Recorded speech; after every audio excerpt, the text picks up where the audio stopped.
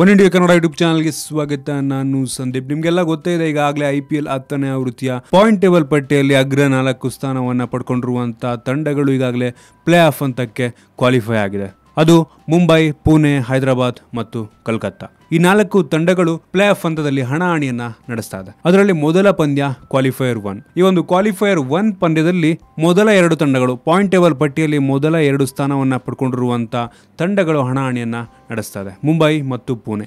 ಈ ಪಂದ್ಯದಲ್ಲಿ ಯಾರು ಜಯವನ್ನು ಗಳಿಸ್ತಾರೆ ಅವರು ಡೈರೆಕ್ಟ್ ಆಗಿ ಫೈನಲ್ಗೆ ಹೋಗ್ತಾರೆ. ಮುಂಬೈ ಅಥವಾ ಪುಣೆ ತಂಡದಲ್ಲಿ ಯಾರು ಜಯ ಗಳಿಸ್ತಾರೆ ಅವರು ಡೈರೆಕ್ಟ್ ಆಗಿ ಫೈನಲ್ಗೆ ಹೋಗ್ತಾರೆ. ಈ ಒಂದು ಕ್ವಾಲಿಫೈಯರ್ ನಲ್ಲಿ ಸೋತ ತಂಡ ಮುಂದಿನ ಪಂದ್ಯದಲ್ಲಿ ಎಲಿಮಿನೇಟರ್ ಅಂದ್ರೆ 3 ಮತ್ತು 4ನೇ ಸ್ಥಾನವನ್ನ ಪಡ್ಕೊಂಡಿರುವಂತಹ ಹೈದರಾಬಾದ್ ಮತ್ತು ಕೋಲ್ಕತ್ತಾ ತಂಡ ಹಣಾಹಣಿಯನ್ನ ನಡೆಸುತ್ತೆ.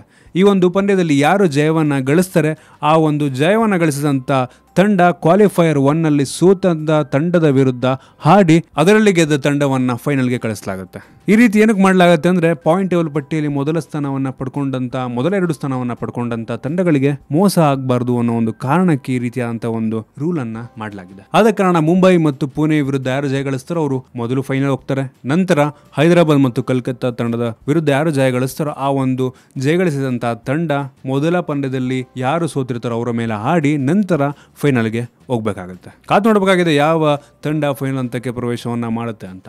ನಿಮ್ಗೆ ಅನಿಸುತ್ತೆ ಯಾವ 2 ತಂಡಗಳು ಫೈನಲ್ಗೆ ಪ್ರವೇಶವನ್ನು ಮಾಡುತ್ತೆ? ನಿಮ್ಗೆ ಅನಿಸುತ್ತೆ ಕೆಲ ಕಾಮೆಂಟ್ ತಿಳಿಸಿ. ನಿಮಗೆ ಏನಾದರೂ ವಿಡಿಯೋ ಇಷ್ಟ ಆಗಿದ್ರೆ ಲೈಕ್ ಮಾಡಿ, ಶೇರ್ ಮಾಡಿ. ಇದೇ ರೀತಿ ನಮ್ಮ ಬೇರೆ ಬೇರೆ ವಿಡಿಯೋಗಳಿಗೆ ಒನ್ ಇಂಡಿಯಾ ಕನ್ನಡ ಯೂಟ್ಯೂಬ್ ಚಾನಲ್ಗೆ ಸಬ್ಸ್ಕ್ರೈಬ್ ಮಾಡಿ.